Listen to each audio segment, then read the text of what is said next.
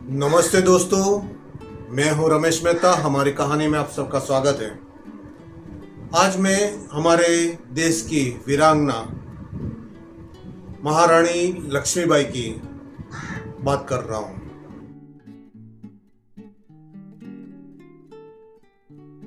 उसके पहले मेरी इस चैनल को सब्सक्राइब जरूर कर लीजिएगा और पूरी कहानी सुने, आधी आधी मत सुन के छोड़ दीजिए। ठीक है, तो चलो शुरुआत करते हैं कहानी की।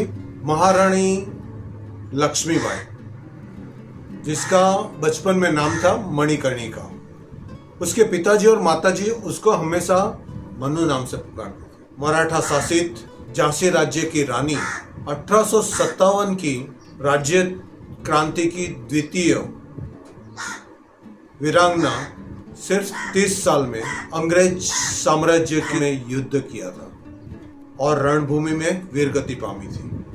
ग्वालियर में कोटा सराय के पास उसका निधन हुआ था। पति महाराज गंगाधर राव, जिसने संतान के रूप में दामोदर राव को गोद लिया था। पिता मोरोपंत तांबे और माता भागीरथी, प्यार से उसे मन्नू कहते थे। पिता बाजीराव की सेवा में थे। माता भागीरथी बाई सुसंस्कृत, बुद्धिमान और धर्मनिष्ठ स्वभाव की थी। माता के मृत्यु के बाद मनु की देखभाल करने वाला कोई नहीं था, तो पिता मोरोपंत मनु को अपने साथ बाजीराव द्वितीय के दरबार में साथ में लेके चलते थे।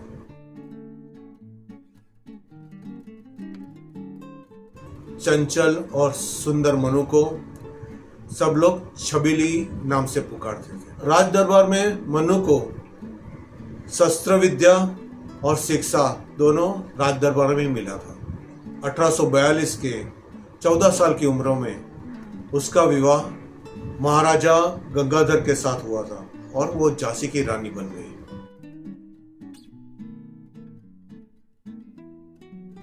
विवाह के बाद उसका नाम लक्ष्मीबाई रखा गया। 1851 में उसने एक पुत्र को जन्म दिया। 4 महीने के बाद ही उस पुत्र का निधन हो गया। 1852 में गंगाधर राव बीमार हो गए और उसने दत्तक पुत्र लेने की सलाह दी। 21 नवंबर 1852 में गंगाधर राव की मृत्यु हो गई। सारा राजकाज लक्ष्मीबाई के सर के ऊपर आ गया। ब्रिटिश राज के डलहौसी ने निर्णय लिया, जिन भारतीय शासकों का ब्रिटिश राज्य के अधीन है और उन शासकों अगर पुत्र नहीं है तो उसे अगर दत्तक पुत्र लेना है तो अंग्रेजी हुकूमत से उसे आज्ञा लेनी पड़ेगी, उसके बिना वो गोद नहीं ले सकते। राज्य हड़प नीति के कारण कानपुर, सतारा, जैतपुर, संबलपुर, उदयपुर और कसौती हड़प चुके थे। इस हड़प नीति के तहत दामोदर राव के खिलाफ डलहौसी ने मुकदमा दायर कर दिया।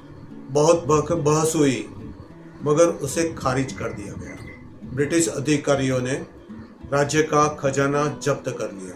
पति का कर्ज रानी के सालाना खर्च से काटने के लिए फरमान जारी कर दिया। इसके परिणाम रानी को झांसी छोड़ना पड़ा और झांसी के रानी महल में जाना पड़ा।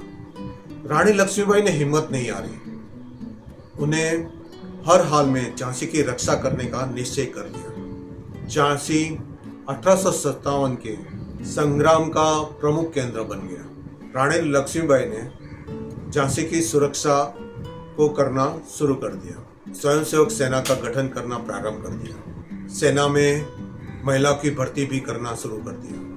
हर एक को युद्ध का प्रशिक्षण देना शुरू हुआ। झलकारी बाई, जो लक्ष्मीबाई से हूबहू थी, उसे सेना का प्रथम स्थान दिया गया। 1857 के सितंबर में पड़ोसी राज्य ओरछा और दलिया के राजाओं ने आक्रमण कर दिया। रानी ने सफलतापूर्वक उसे जीत लिया। इन स्वतंत्रता संग्राम में नाना फडणवीस, दंदुवंत, तात्या टोपे, अजीमुल सरमान, अहमद शाह मौलवी, ठाकुर कुंवर सिंह और अभिराम साथ मिले। 1858 में ब्रिटिश सेना ने झांसी की ओर बढ़ना शुरू कर दी। मार्च के महीने में पूरे राज्य को घेर लिया। 2 हफ्ता की लड़ाई के बाद पूरे झांसी को अंग्रेजों ने कब्जा कर लिया। रानी दामोदर राव को लेकर भागने में सफल हुई। रानी झांसी से भागकर कालपी पहुंची। वहां तात्या टोपे को मिली। तात्या टोपे और लक्ष्मीबाई की सेना ने ग्वालियर की विद्रोही सैनिकों की मदद लेकर ग्वालियर किले पर कब्जा कर लिया। बाजीराव प्रथम के वंशज अली बहादुर ने रानी लक्ष्मीबाई का साथ दिया। रानी लक्ष्मीबाई ने अली बहादुर को राखी बांधी और वो भी युद्ध में शामिल हो गए। झांसी के मैदान में लेफ्टिनेंट वाकर जख्मी होकर वहां से भाग गया। कलापी में रानी लक्ष्मीबाई के घोड़े की मृत्यु हो गई। ग्वालियर आई हुई लक्ष्मीबाई को देखकर अंग्रेजों के पिट्ठू सिंधिया ने वहां से भाग निकला। अब वहां जनरल स्मिथ था।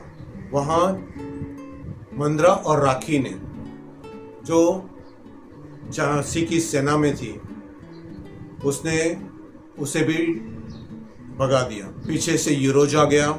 अब यहाँ रानी घिर चुकी थी। वहां से रानी भागने के लिए शुरुआत की तो सामने एक बड़ा नाला आ गया। अब वो आगे नहीं जा सकती थी, चारों ओर घिर चुकी थी और उसने अपनी तलवार निकालकर लड़ाई करना शुरू किया। कई अंग्रेजों को उसने मार दिया, मगर लड़ते लड़ते वो खुद वीरगति पाम गई। 18 जून 1858 में ग्वालियर के पास कोटा सराय में ब्रिटिश सेना से लड़ते लड़ते लक्ष्मीबाई का देहांत हो गया।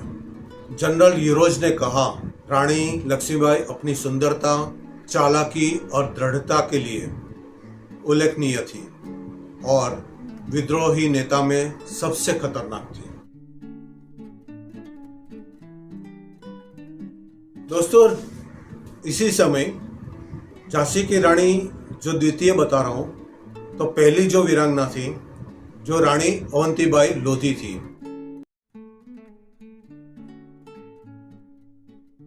उसका भी मृत्यु 20 मार्च 1858 में हुआ था। तब उसकी उम्र 29 साल थी। हमारे इतिहासकारों ने कई वीरांगनाओं को नज़रअंदाज करके उसको बताया नहीं।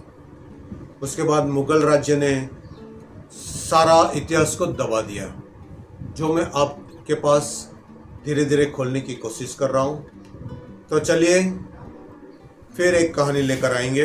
तब तक मेरी इस चैनल को लाइक और सब्सक्राइब जरूर कर दीजिए।